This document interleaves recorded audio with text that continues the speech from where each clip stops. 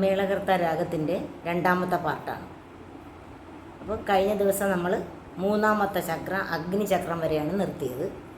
നമ്മൾ നാലാമത്തെ ചക്രം എന്ന് പറയുന്നത് വേദചക്രം.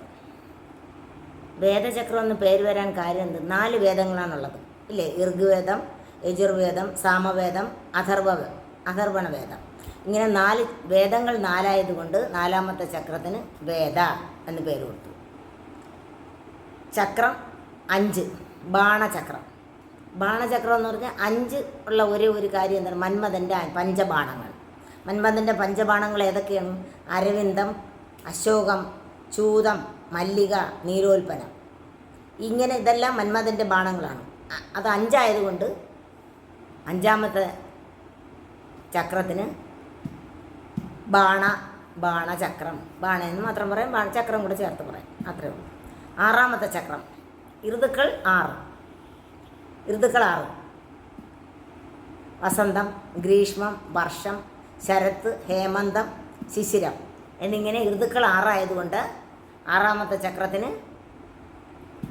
ഋതു എന്ന് പേര് കൊടുത്തു, ഋതുചക്രം. 7ാമത്തെ ഋഷി 7 ഋഷിമാർ, സപ്തർഷിമാർ. അപ്പോൾ അതുകൊണ്ട് 7ാമത്തതിന് ഋഷിചക്രം എന്ന് പേര് കൊടുത്തു. ഋഷിമാർ ആരൊക്കെയാണ്?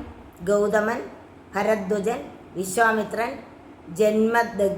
ജന്മദഗ്നി, വസിഷ്ഠൻ, കശ്യപൻ, അദ്രി എന്നിങ്ങനെ 7 ഋഷിമാർ ഉള്ളത് കാരണം 7ാമത്തെ ചക്രത്തിന് ഋഷി എന്ന് പേര് കൊടുത്തു. 8ാമത്തെ ചക്രം വസുചക്രം. വസുക്കൾ 8 പേരാണ്. ആപ, ധ്രുവ, സോമ, ധര, അനില, അനല, പ്രാദിഷ, പ്രഭാസ അങ്ങനെ 8 വസ്തുക്കളാണുള്ളത്. അതുകൊണ്ട് 8ാമത്തെ ചക്രത്തിന് വസുചക്രം എന്ന് പേര് കൊടുത്തു. ഇനി 9ാമത്തെ ചക്രത്തിൽ ബ്രഹ്മാക്കൾ 9 പേരാണ്. ബ്രഹ്മാക്കൾ 9 പേരായതുകൊണ്ട് 9ാമത്തെ ചക്രത്തിന് ബ്രഹ്മചക്രം. 9 ബ്രഹ്മാക്കൾ ആരൊക്കെയാണ്?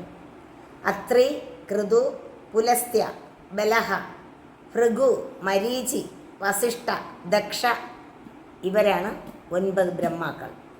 ഈ 9 ബ്രഹ്മാക്കൾ 9 നമ്പർ ആയതുകൊണ്ട് 9ാമത്തെ ചക്രത്തിന് ബ്രഹ്മചക്രം.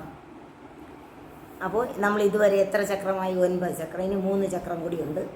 അത് നമുക്ക് അടുത്ത ക്ലാസ്സിൽ പഠിക്കാം. ഞാൻ കുറേശ്ശെ പഠിപ്പിക്കുന്നത് എന്താണെന്ന് വെച്ചാൽ എല്ലാവരും അത് ശ്രദ്ധിച്ച് കുറച്ച് മാത്രം ആകുമ്പോഴത്തേക്കും കേട്ട് ബോറടിക്കത്തുമില്ല, പഠിക്കാനൊരു ഇൻട്രസ്റ്റ് വരട്ടെ എന്ന് വിചാരിച്ചിട്ടാണ് അങ്ങനെ ചെയ്യുന്നത്.